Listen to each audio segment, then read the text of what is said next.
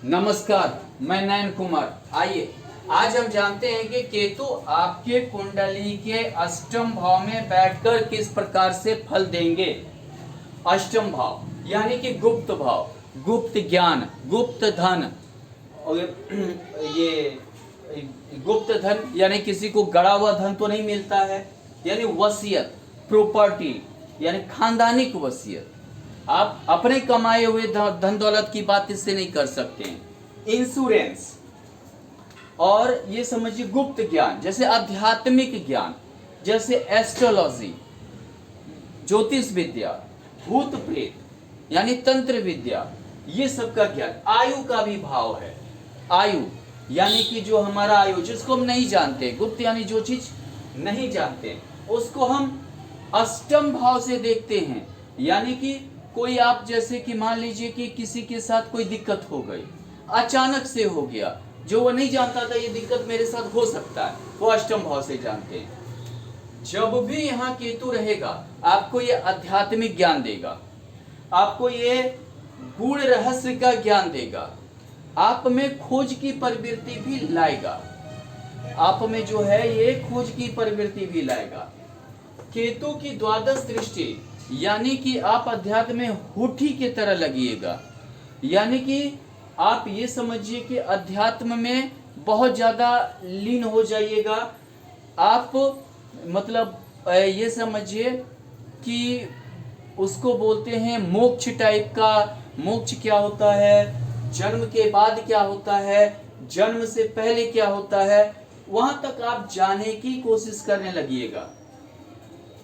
दूसरी बात है, ये अचानक आपको मोड़ सकता है, जैसे कि घर परिवार को छोड़ देना, चतुर्थ भाव पे दृष्टि है, द्वादश पे दृष्टि है, घर को छोड़ देना, घर परिवार को छोड़ देना, धन का मोह त्याग देना, पैतृक संपत्ति मिलने में आपको ये केतु दिक्कत करेगा। यानी कि लेट से मिलना, या आप पैतृक घर से दूर रह रहे हैं और आपको लेट से ये करना, ऐसा आपके साथ हो सकता है। दूसरी बात क्या है कि ये आपको धन से, या मान लीजिए कि बहुत बार पैतृक संपत्ति से मोह भंग कर दिया, तो आप जैसे कि अध्यात्म में इतना लीन हो जाइएगा, कहीं कोई गुरु पकड़ लेना, कहीं मतलब कि उस टाइप के जो है मुड़ जाना, ये आपके साथ ऐसा हो सकता है।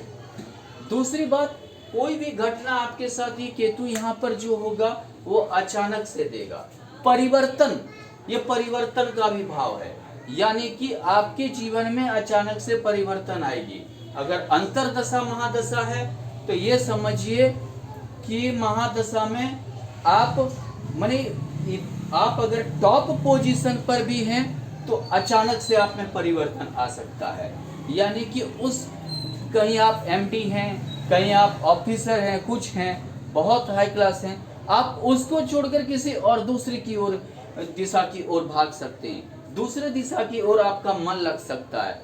हाँ, थोड़ा यहाँ केतु आप में खोज की प्रवृत्ति देगा, हर चीज को एक खोजने की, समझ की प्रवृत्ति करेगा, अच्छा करेगा। मतलब ये समझिए कितने चीज आप ऐसे माने होता है ना कि जैसे हाव भाव से जान जाना, ये भी एक प्रवृत्ति आप में रहेगी।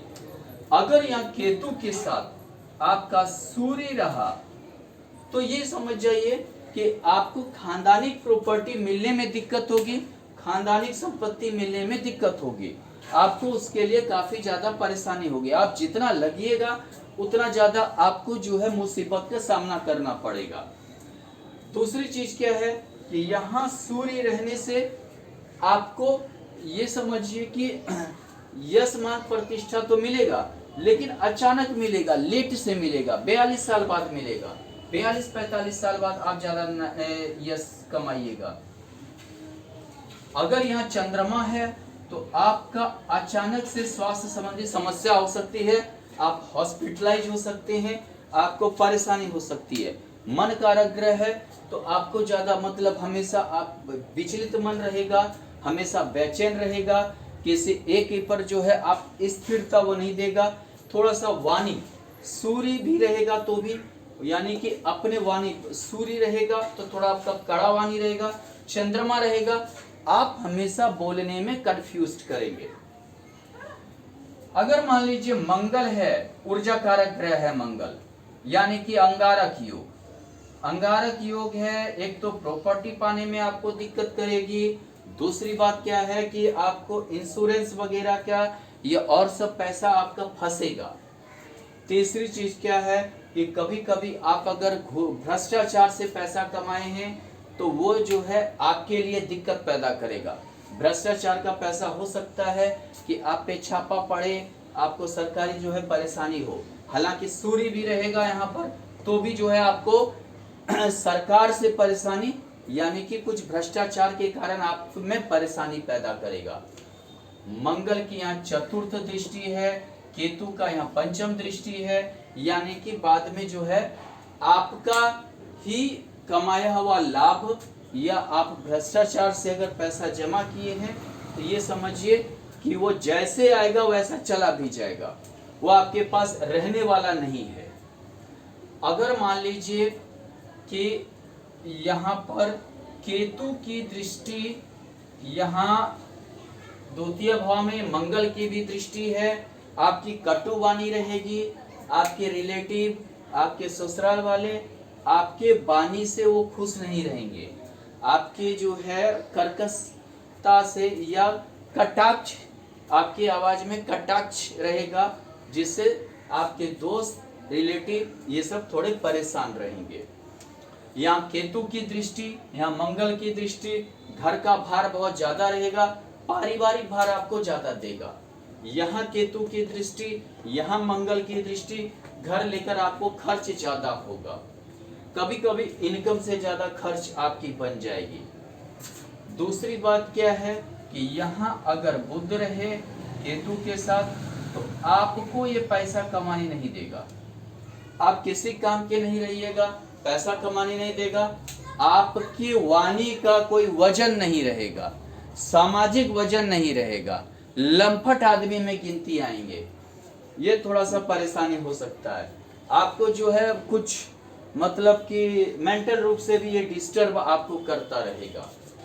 दूसरी बात है यहाँ बुध की दृष्टि, यहाँ केतु की दृष्टि द्वादश भाव में, ये भी आपको पारिवारिक परेशानी पैदा करेगा। यहाँ बुध की दृष्टि, यहाँ केतु की दृष्टि अपना घर अपना संपत्ति का भोग नहीं होने देगा। अगर मान लीजिए कि यहाँ बुध के अलावा गुरु रहे तो आप इतना धार्मिक हो जाएंगे कि आप पारिवारिक जीवन नहीं बसाना चाहेंगे, आप जो है परिवार नहीं चाहेंगे बसाना। हालांकि आपको गुण ज्ञान रहेगा, आप बहुत ज्यादा ज्ञान रहेंगे, तत्व ज्ञानी हो सकते हैं, आप में कुछ एक बहुत खोज की प्रवृत्ति रहेगी, आप धार्मिक, सामाजिक या राजनीतिक, यानी हर एजेंडा का जो भी जिस में रहेंगे विषय में, उस चीज की एक गजब की आप में क्षमता दे देगा। मतलब ये समझिए बेजोड़ की क्षमता रहेगी। दोनों की दृष्टि यहाँ है, यानी कि ये समझिए कि मतलब आपकी एक सुलभ, मतलब कि मृत्यु भी एकदम सुलभ करवाएगा, यानी समझिए कि भगवान के प्रति समर्पित भावना रहेगी, यहाँ रहेगी दृष्टि। अच्छा, यहाँ आप धार्मिक खर्च कीजिएगा, धर्म कर्म पे खर्च कीजिएगा, आप जो है उदारवादी विचारधारा के होंगे। अगर मान लीजिए कि यहाँ पर अगर शुक्र है तो ये शुक्र आपको भोग नहीं होने देगा। बहुत सारा संपत्ति होने के बावजूद, खानदानी संपत्ति होने के बावजूद आप भोग नहीं कर पाएंगे, किसी न किसी विधि से। हो सकता है केस मुकदमा रहे, हो सकता है प्रॉपर्टी विवाद रहे, डिस्ट्रीब्यूट प्रॉपर्टी हो जाए जिसके कारण से नहीं हो सके। दूसरी बात क्या है कि आप जो है अपना कमाया हुआ भी नहीं भोग कर पाएंगे, अपना धन संचय किया हुआ का भी जो है भोग केतु आपको नहीं होने देगा। और एक हमेशा असंतोष की भावना, थोड़ा सा नीरस प्रवृत्ति और मतलब कि तो मलेच्छ प्रवृत्ति भी ला देगा। दूसरी चीज क्या है, यहाँ अगर शनि है तो आप भूत प्रेत फलना ये सब की ओर ज्यादा ये करेंगे, तंत्र मंत्र ज्योतिष फलना ये सब ज्यादा करेंगे, खास करके भूत प्रेत तंत्र मंत्र की ओर लगे रहेंगे। आप हमेशा एक माने कि कोई लगेगा कि जैसे कोई छाया डरा रहा हो, कोई लगेगा कि जैसे भूत प्रेत कोई आप पे आ गया हो, आत्मा आ गया हो, इस टाइप के थोड़ा सा ज्यादा आप उस ओरे रहेंगे। शनि की दसम दृष्टि, केतु का यहाँ दृष्टि, यानी समझिए कि आप ये मतलब उसी ओर आप लगे रहेंगे।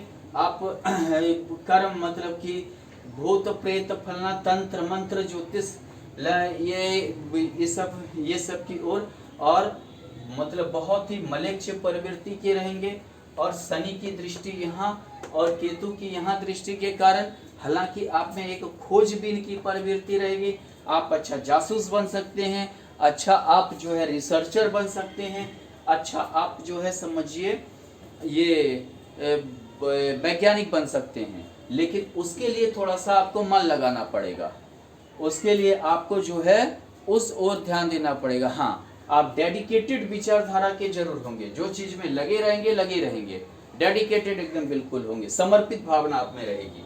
शनि की दृष्टि अगर दसम दृष्टि देखें संतान भाव पे है तो विवाह के बाद कई साल बाद संतान होगा। और केतु की दृष्टि यहाँ यानी कि संतान वृद्धि, शनि राहु यानी पारिवारिक वृद्धि यानी संतान की वृद्धि में ये दोनों मिलकर रुकावट आपका पैदा करेगा, यानी कि आपका संतान वृद्धि में रुकावट पैदा कर सकता है। हो सकता है कि कभी कभी आपको संतान योग ना भी हो।